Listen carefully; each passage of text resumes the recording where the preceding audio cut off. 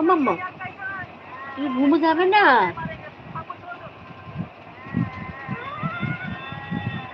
তো এত শরীর খারাপ ছিল, ফোনটাও দেখছো না, মানে যে মানে মানুষ ফোনের ভক্ত, ফোনটাও দেখছো না, ফোনটাও মানে এনার্জি নেই কি ছুঁড়ে ফেলবে বা কোনো উঠি উঠি দেখবে, কিছু নেই, তাও মোটামুটি দেখছে।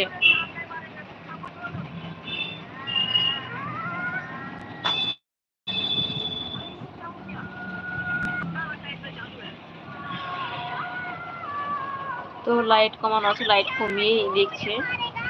তাও ওই দুধটা দিয়েছি, দুধ তো ভরেই আছে মুখে, মানে মুখে তো স্বাদ নেই। তারপরে আবার থাইরয়েডটা টেস্ট করতে হবে, থাইরয়েড তোমার 3 মাস পেরিয়ে গেছে, প্রায় 3.5 মাস হতে চললো, আবার ভ্যাকসিন চলছে, মানে মানে সত্যি কষ্ট চলছে আমার সোনামাটা। কিছুটা কি বাবা, হ্যাঁ? কি হয়েছে না?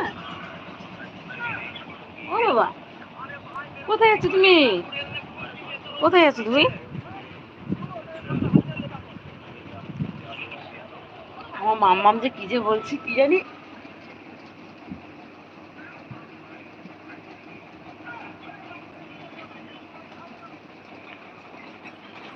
ও বাবা, চুল ছাড়ো মাম্মাম, লেগে যাচ্ছে তো বাবা।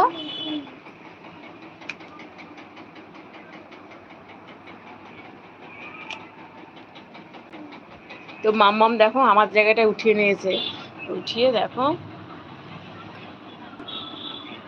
ওর জায়গাটা দখল করে নিয়েছে।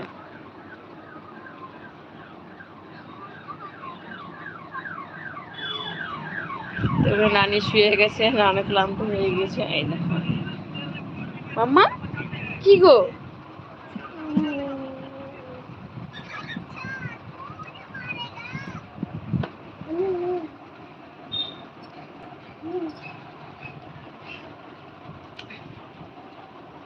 দিচ্ছি, তুমি তাহলে ও বেলায় ঘুমাবে না, তখন তোমার শরীর খারাপ করবে, ঠিক আছে? তুমি তাহলে ঘুমিয়ে যাবে না তুমি।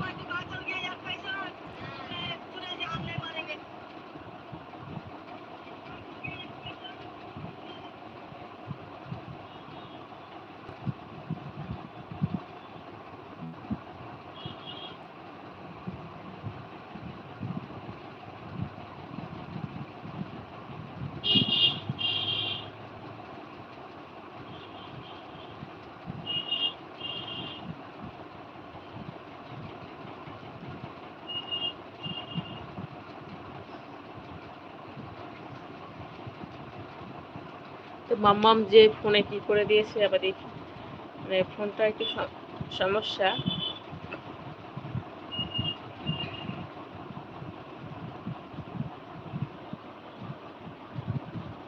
মাম্মাম যে ফোনে কি করে দিয়েছে আবার দেখি, মানে ফোনটা একটু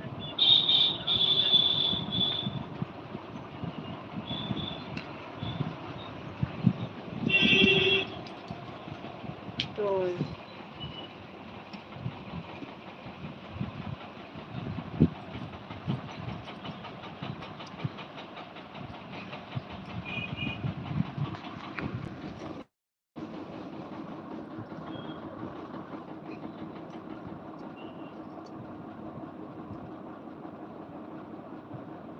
দেখি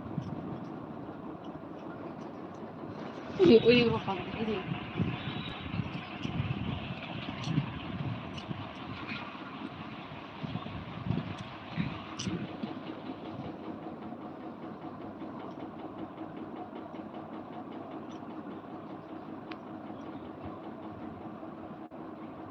তো পুরো আমি চুলে ফুলে জল দিইনি, কারণ শুকাবে না, আর এমনিতেও ভীষণ চুল উঠছে, হেয়ার ড্রায়ারটাও নিয়ে আসেনি, আর ডেলি হেয়ার ড্রাই দেওয়া ঠিকও না যেহেতু কারেন্টে, হ্যাঁ এই জন্য উচিত না।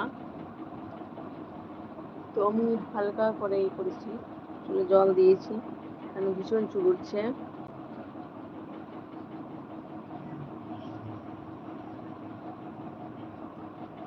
তো আজকে মাম্মাম ঘুম যাবে বলে মনে হচ্ছে না, আর যদি ঘুম না যায় কোনো সমস্যা নাই, কারণ বেলায় ঘুমালে শরীরটা ভীষণ খারাপ করবে, তাই আমি চাইছি যেন ঘুম না যায়। এখন দেখা যাক, বলা যায় না কি যে করছে মাম্মাম।